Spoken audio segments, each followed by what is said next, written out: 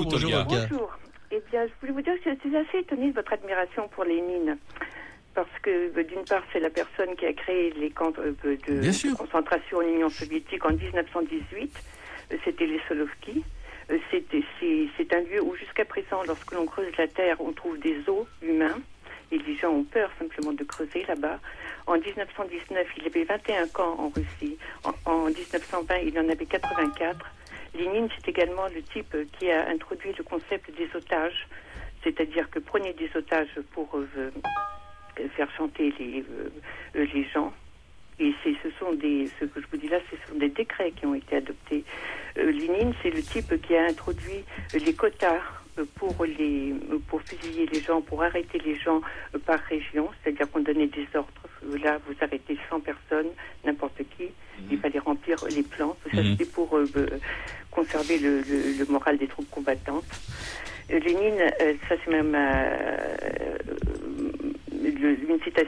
ma citation préférée de Lénine, qui a dit « La liberté de parole », quand on lui a posé la question, il a répondu « Nous n'avons pas l'intention de nous suicider ». Voilà, alors je sais pas. Alors, monsieur Liebig, réponse à Olga. Non, mais, Olga, vous vous trompez, j'ai pas une admiration pour Lénine du tout. J'ai dit tout à l'heure, attendez, non, j'ai pas une admiration pour Lénine, comme j'ai pas une admiration pour Robespierre et pour ceux qui ont fait la Révolution française. J'ai rappelé, j'ai rappelé simplement que, attendez, excusez-moi.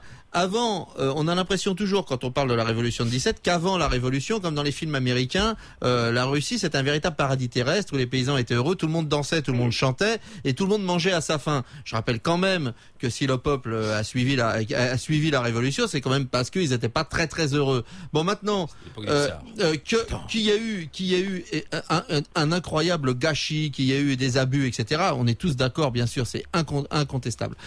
Mais simplement, Frêche veut essayer de faire entrer l'histoire dans la rue à partir de personnalités qui ont été importantes dans l'histoire du XXe siècle. Importante et plutôt positive. Non, bien sûr. Du XXe siècle, qu'est-ce que vous racontez? Si. Il dit, les idées de Lénine. Attendez, les idées de Lénine ont quand même, en gros, tenu la route et ont fait réfléchir des milliers de gens. Mais attendez, laissez-moi terminer. Et ont entraîné peut-être. Laissez-moi terminer. De gens en Occident. Mais excusez-moi. Aragon a écrit Vive le GPO. Je suppose que vous êtes de cette mouvance-là. Vous avez fait en France des journées de deuil national pour la mort de Staline. Alors, écoutez, ça va, hein, les compagnons de route, on connaît.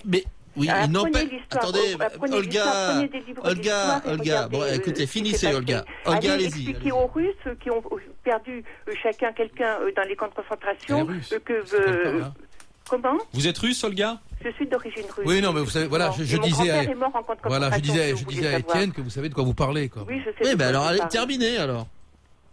On peut de toute façon pas parler parce que vous êtes russe, vous avez souffert, vous avez souffert dans votre chair ou de votre grand-père, donc on peut absolument pas parler. Mais ne me dites pas que me dites pas que Lénine n'est pas important historiquement. On peut le haïr et trouver quand même qu'il a une importance dans l'histoire, non? Mais quelle importance? Il a été financé par les Allemands. Attends, c'est un pur produit de la Première Guerre mondiale. Alors, non, mais il a non plus jamais écrit une ligne. Il a pas non plus été la référence. Peut-être de millions de gens qui se sont trompés. Mais je l'ai lu.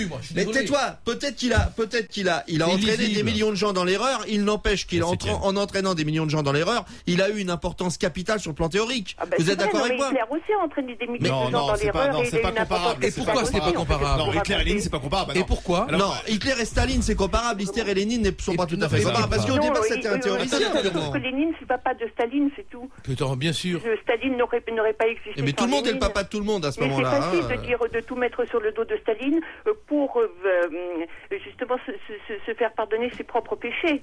Les péchés n'ont pas été les mêmes. Olga, c'était l'interpellation avec Étienne Liebig.